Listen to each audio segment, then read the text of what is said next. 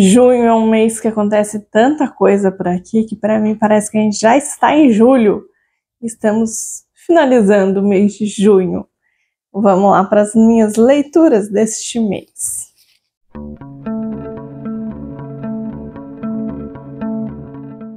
Bom dia, boa tarde, boa noite, sejam muito bem-vindos ao canal. Eu sou a Mari, esse é o Mari Entre Linhas. Espero que vocês gostem do vídeo de hoje. Hoje eu vim falar para vocês o que foi que eu li neste mês de junho.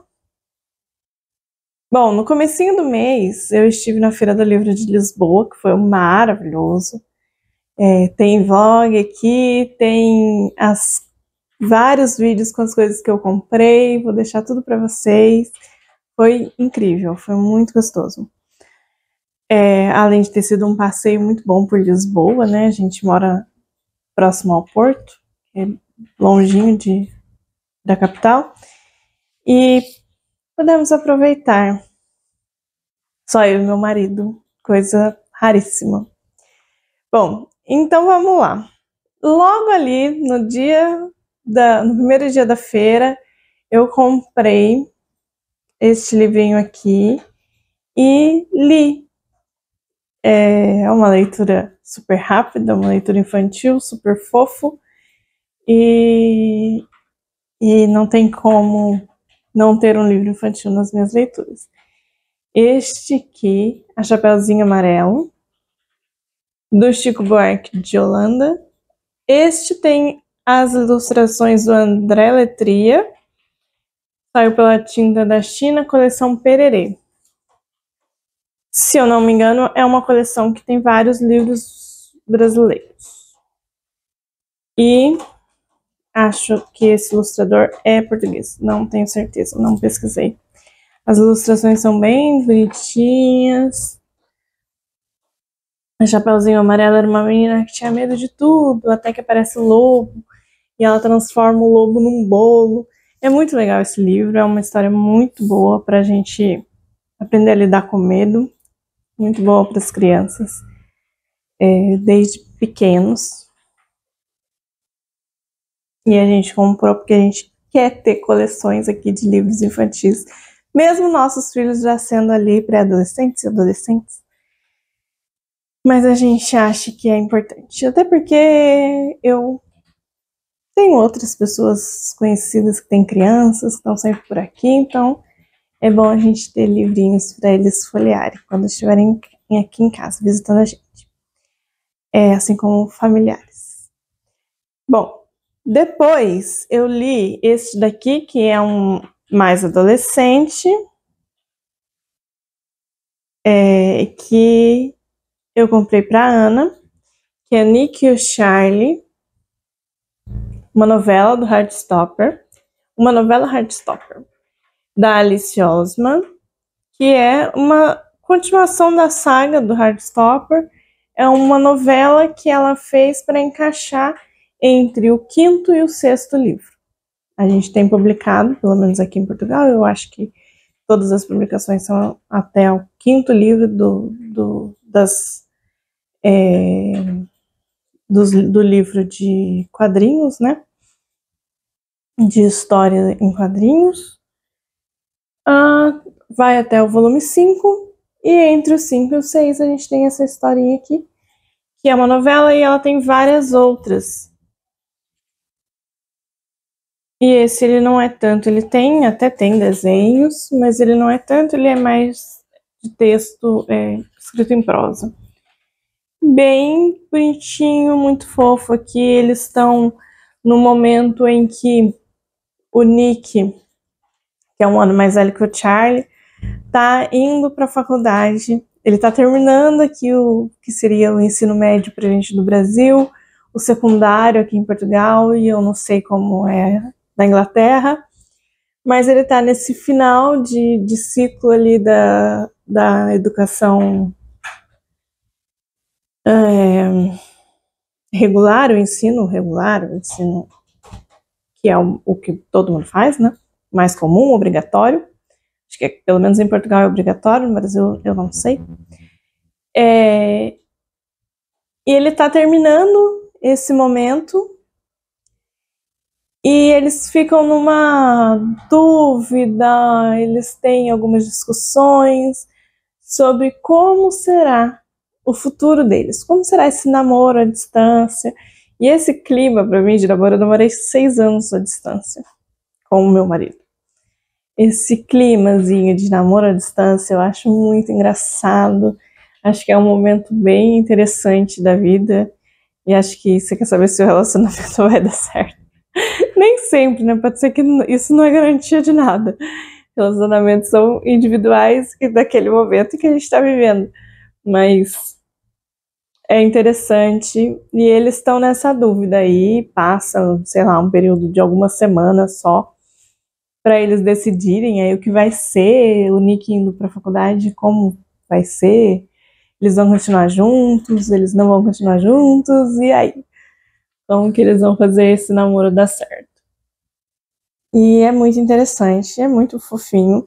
E eu gostei desse porque ele tem um capítulo do Nick, um capítulo do Charlie. Ó. Começa com o Charlie, e ele tem toda essa parte decorativa de Heartstopper, né? A cada troca de capítulo. Aí o outro capítulo é a visão do Nick.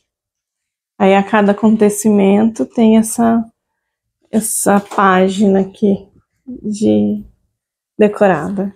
É bem bonitinho, tem os arco-íris, temos corações. E aí eles é isso, né? Cada trecho, como se fosse um capítulo, e dentro desse capítulo divide em dois, que é uma visão do Charlie e a visão do Nick. São pêssegos.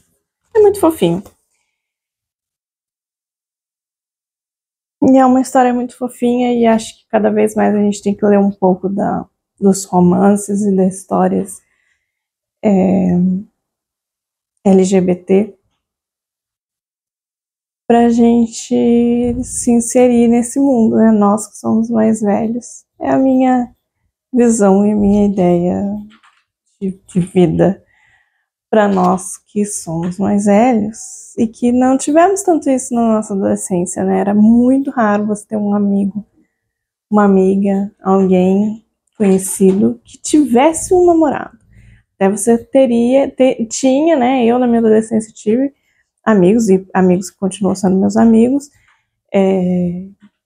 que se perceberam homossexuais na época, mas não tinham namorados, né? Então esse romance hoje em dia já é mais comum, né? Mais aberto, a gente vê e as crianças e os adolescentes vão passar por isso, vão conhecer. E é legal a gente que não passou por isso conhecer através da literatura. O que eu li também? Li também no meu esquilo, o Razão e Sensibilidade, da Jane Austen. Foi uma história que eu já conhecia, inclusive tentei ler em maio e tive um pouco de dificuldade, acho que justamente por já conhecer a história. Parece que não me empolgou tanto, não me deu tanta vontade de ler. E depois eu cheguei à conclusão de que talvez ele não seja tão bom quanto o Orgulho e Preconceito, talvez seja por isso. Porém, é um livro que também tem uma crítica social sobre o casamento. Assim como o Orgulho e Preconceito, né? O Orgulho e Preconceito fala bastante sobre a questão da mulher, de não poder dar continuidade na vida que ela tem daquela forma que ela se encontra, porque ela não pode ficar com a herança, né? Naquela época era assim. O homem herdava os títulos e as terras, o primeiro homem, né, da família. E no Razão e Sensibilidade também acontece uma coisa muito parecida, que é o primeiro filho, que é um filho de um outro casamento, fica com a herança, com a casa e com tudo, com as terras. E ele promete ao pai que vai ajudar as irmãs e que vai cuidar das irmãs e da madrasta, mas ele se convence, e eu acho que para mim foi o diálogo mais interessante do livro, que é um diálogo entre o filho e a esposa,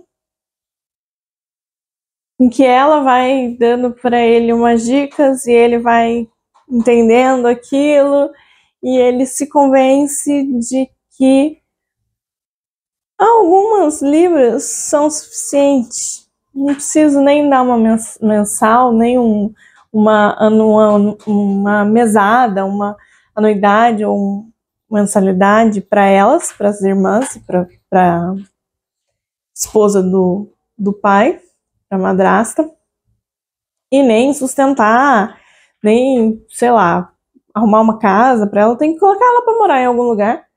E aí ele ganha e recebe a ajuda de uma pessoa que se afeiçoou à família e quis ajudar. Então aluga para elas a casa. E ele não sente que aquilo é responsabilidade dele, né?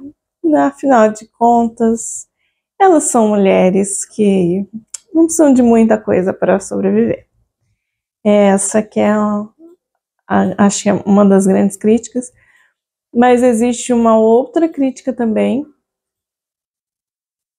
e a gente percebe ali um pouco da ironia da Jane Austen, das críticas que ela faz a essa sociedade dessa época, a respeito do casamento, de não poder se casar por amor, não poder se casar, não poder se unir com uma pessoa que você ama, e ter que casar por dinheiro mesmo, pela sobrevivência. Um outro diálogo que eu acho muito interessante também é não lembro mais o nome do personagem, de um dos personagens masculinos com a mãe, com a senhora Dashwood. Que ele diz que ele não tem uma profissão, definida, que talvez ele devesse ter conseguido uma profissão, ele devesse ter ido atrás de ter feito uma carreira, e ele não fez. Talvez se ele tivesse estudado para ser, sei lá, qualquer coisa que na época era comum, um advogado, ou se ele tivesse mais propensão para ser para a igreja, né, que eles são presbiterianos, e ser pastor, ou alguma outra coisa que ele pudesse sobreviver daquilo, mas ele não dava para nada. Então, assim, é interessante demais esses diálogos, porque você vê a forma como a vida acontecia e como a sociedade foi baseada por muito tempo nessa preguiça, né? Nessa falta do que fazer, enquanto muitas pessoas trabalhavam muito duro. Né? Não é que todas as pessoas viviam assim, porque não, né? Tem aquelas pessoas que precisavam trabalhar muito para poder sustentar essas, né? Precisava plantar, colher, para essas aí poderem comer. E é muito interessante, assim, é uma outra sociedade completamente diferente da que a gente vive hoje, mas ainda com muitos vícios e muitas coisas complicadas. Bom, outro livro que eu li também, e esse eu já não gostei muito, foi O Olhar da Medusa. Eu tinha altas expectativas com esse livro, O Olhar da Medusa, da Natalia Hines. Estou aqui já há uns 3 meses tentando ler, e para mim não deu, assim, não fluiu. Eu achei ele muito complicado, eu achei que eu não entendi direito a ligação entre os capítulos. Tem muita história de muita mitologia, de muitos contos mitológicos, né? Muitos deuses, histórias de muitos deuses, de como eles nasceram, de como eles se criaram, histórias de guerras entre eles, muita coisa. Mas eu não consegui associar tudo isso à Medusa, não consegui. Para mim foi muito complicado, assim, não curti muito esse livro, não sei se em algum outro momento. Ele vai continuar aqui na minha estante, porque eu acho ele lindo, acho essa capa linda, Aí ele vai ficar aqui, quem sabe uma hora a gente pega nele de novo e tenta entender melhor o que a Natalia Hines quis trazer. Este aqui já foi um livrinho que eu gostei muito, mas assim, não amei. Gostei do sentido de... É fofo, tem uma história fofa, tem 2 casais fofinhos, assim, mas muito morno, talvez. É uma livraria, a Pequena Livraria. Não, não é pequena. A Livraria dos Pequenos Milagres, da Mônica Gutierrez. E aqui a gente tem uma livraria, então a gente tem muita referência literária. Eu fiquei com vontade de ir grifando todos, até grifei os primeiros livros que apareciam, os primeiros personagens. Então a nossa personagem principal é a Agnes, da Agnes Grey, das Irmãs Brontë, não sei de qual delas, qual das 3, que escreveu este livro, é um livro que eu ainda não li. E a gente tem um personagem infantil, um menino, que é o Oliver Twist. E aí ele tem esse nome e sobrenome, Oliver Twist. É um livro também do Charles Dickens. Tô na minha lista, quem sabe? Esse livro estava na minha lista dos 45 para ler antes dos 45, O Olhar da Medusa também.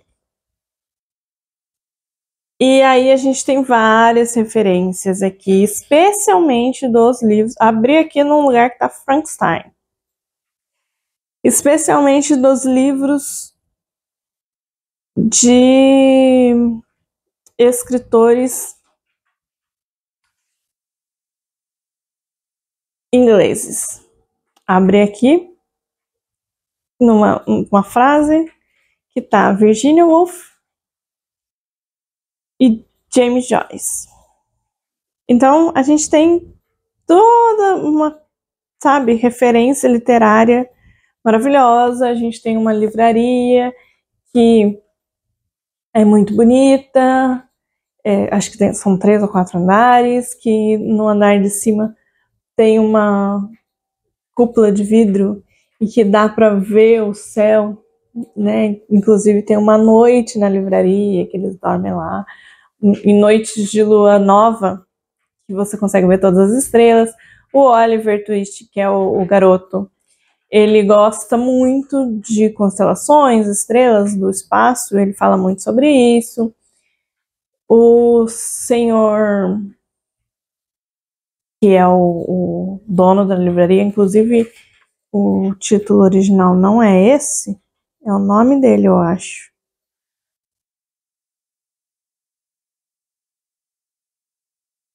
A Livraria do Senhor Livingstone. E o senhor Livingstone, isso mesmo. O senhor Livingstone, ele é um personagem bem interessante, e ele fala muito sobre livros, você fala, eu queria ter o conhecimento desse homem.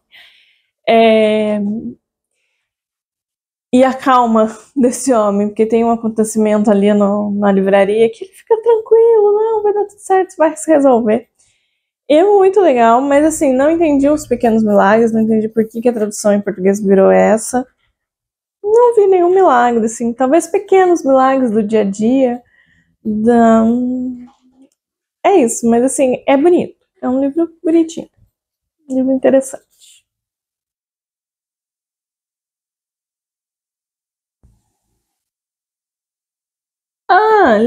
Lemos.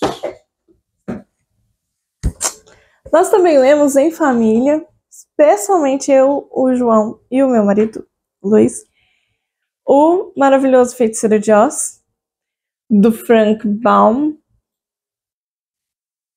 que é um livrinho muito interessante. Aqui tá que ele é para mais de 9 anos, o João já tem 11. Ele tem, pelo menos nessa edição, tem muitos desenhos, ilustrações, uma ilustração bem bonitinha. É muito fofo, aquela história que a gente já conhece, mas aí aqui tem mais detalhes. Adoro, eu achei bem interessante que a gente fala muito sobre a bruxa má, que é morta quando a casa cai, a bruxa má do oeste e sobre a bruxa boa. E aí aqui aparecem 4 bruxas, que eu acho que na adaptação no filme, eu acho que são só essas 3 mesmo. E aqui já aparecem as 4. A primeira é essa. Essa é a bruxinha do norte.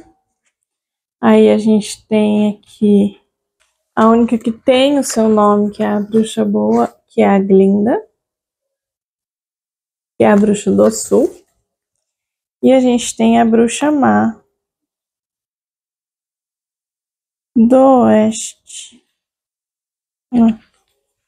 E foi uma leitura muito gostosa de fazer, pra gente conhecer o original também, né? E porque a gente está se preparando aqui para receber a nossa Elphaba na versão do que está sendo preparada da adaptação que estreia em novembro. Eu também terminei um audiobook, um audiolivro, com a leitura da Isabela Lubrano, que eu gostei muito, uma leitura comentada que ela tem no canal dela, do Spotify, acho que em outros áudios também, outros aplicativos de áudio, mas é o Spotify que eu uso, que foi o Cortiço, do Aloysio Azevedo, uma releitura. Eu já li esse livro e lembrava de algumas coisas, mas não de tudo.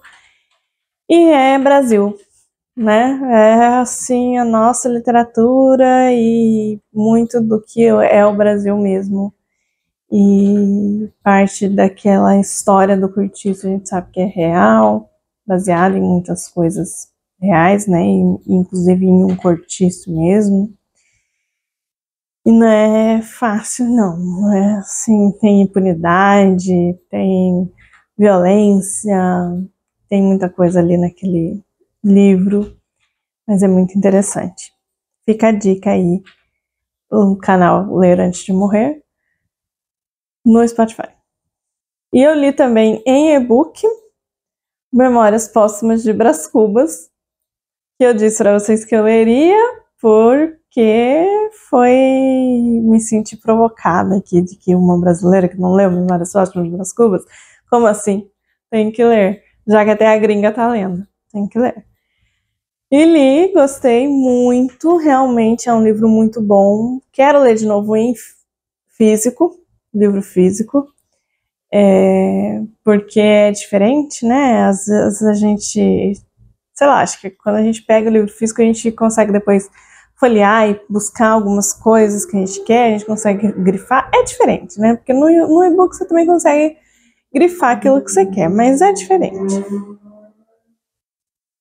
E então, e quero ler mais outros livros do Machado de Assis, que eu sei que ele é sensacional.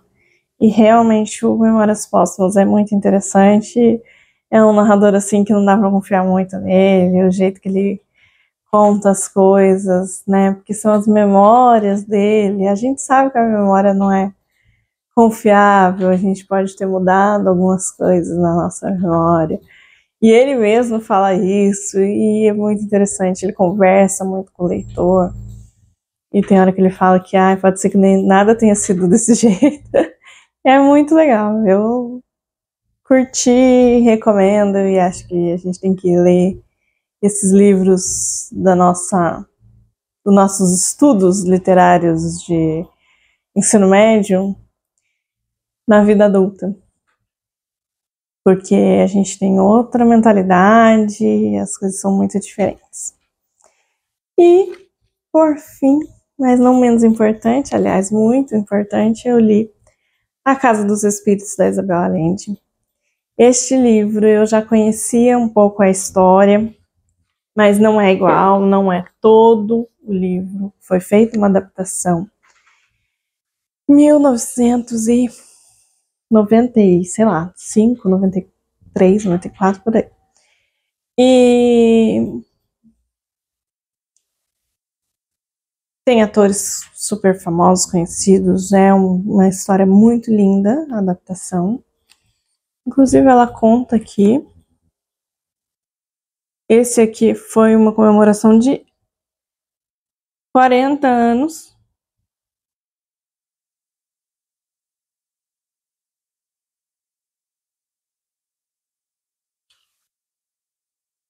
Aqui, Meryl Streep, que é quem faz a Clara, o Glenn Close, a Glenn Close, e o Jeremy Irons. Tem também o Antônio Bandeiras e a Winona Ryder. São sensacionais. É lindo o filme. É lindo. E esse livro é lindo, assim. É um livro que você acha que você vai ler um romance, mas na verdade é um livro político. É um livro que conta a história. Aqui ela não diz exatamente que é o Chile, mas se você conhece um pouquinho de história do Chile, da América do Sul, você vai entender que é o Chile. Pelo menos para mim é certeza que é o Chile. Pela posição geográfica, ela fala algumas coisas sobre posição geográfica, ela fala que em momentos ele está no deserto, próximo ao deserto, em outros momentos que fala de neve, nevou na capital, que não é uma coisa tão comum, não neva sempre na capital. Então ela fala algumas coisas geográficas que a gente entende, consegue compreender onde é, e sobre o golpe militar que aconteceu. E aí, pelas datas, mais ou menos, porque não fala também exatamente o ano em que as coisas estão acontecendo, mas a gente sabe que o livro começa mais ou menos no início do século XX, e o Esteban Trueba, que é o principal da história, ele narra essa história depois com quase 90 anos. Então você consegue entender pelo acontecimento da história ali, agora ele já tem uma filha, já tem uma neta, a neta já é adulta, então deve ser anos 70. Dá pra gente entender mais ou menos, ou foi a minha ideia aqui de que quero ter razão e quero que seja o Chile, mas tanto faz, qualquer país da América Latina passou por coisas muito parecidas. A diferença é que o Chile teve realmente um governo de esquerda antes do golpe. É diferente do Brasil, que teve um governo meia boca antes do golpe. O Chile não. O Chile teve realmente um governo de esquerda e começou a fazer coisas muito voltadas à esquerda, né? Reforma agrária, coisas que são narradas aqui no livro, e aí acontece o golpe militar. E o Esteban Trueba é um homem conservador de direita, que não imagina que aquelas coisas vão acontecer daquela forma como acontecem, apesar de ele ser um homem muito rude, que comete muita violência, especialmente violência sexual. Aparece muitas vezes ele violando as mulheres da fazenda e tendo filhos ilegítimos, filhos bastardos, e tudo isso é muito pesado, né? Mas apesar disso, ele não imaginava que as coisas aconteceriam como aconteceu no golpe, após o golpe. Mas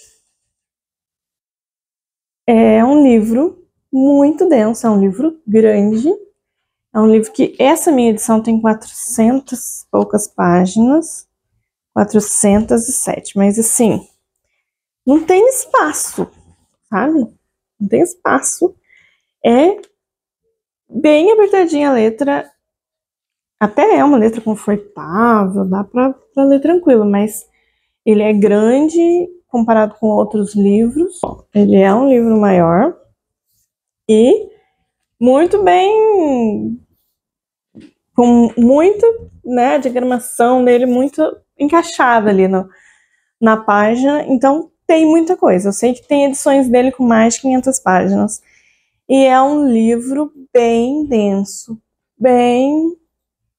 uma história bem sufocante, tem hora. Mas eu amei. Eu amei, foi um dos melhores livros que eu já li. Ela é arrebatadora, a Isabel Allende, o jeito que ela escreve. São dois narradores nessa história, tanto o Stephen Trevor quanto o outro, que você só fica sabendo quem é no final. E ele fala, quando é o Stephen, ele narra em primeira pessoa. Quando é esse outro narrador, ele narra em terceira pessoa. É muito bom você ver essa mudança, assim, você fica meio confuso, assim, gente, o que tá acontecendo? Quem é que tá contando essa história? É muito bom, muito bom, um dos melhores livros que eu já li, tá no meu top aí. E é isso, gente. E para finalizar o mês, eu iniciei e já li acho que 100 páginas, 127, do ensaio sobre a cegueira. Vai ficar para julho. É um livro muito interessante e nojento. Pensando aí divertidamente, é o livro que me dá mais um nojinho que eu já li até agora, é este. Um livro assim que eu... E acho que eu tô só no 120, ainda falta muita coisa para acontecer. Certeza que eu vou ficar enojada. Nem leio à noite, que é pra não ficar pensando nisso antes de dormir. À noite assim, né? Antes de dormir, não à noite, porque a noite é muito longa, né? Mas ali nos minutos antes de dormir, procuro ler coisas mais leves. É isso, gente. Muito obrigada por terem assistido até aqui. Se você não é inscrito ainda nesse canal e gostou desse vídeo, considere se inscrever. Deixe seu like, compartilhe esse vídeo com seus amigos. Um beijo.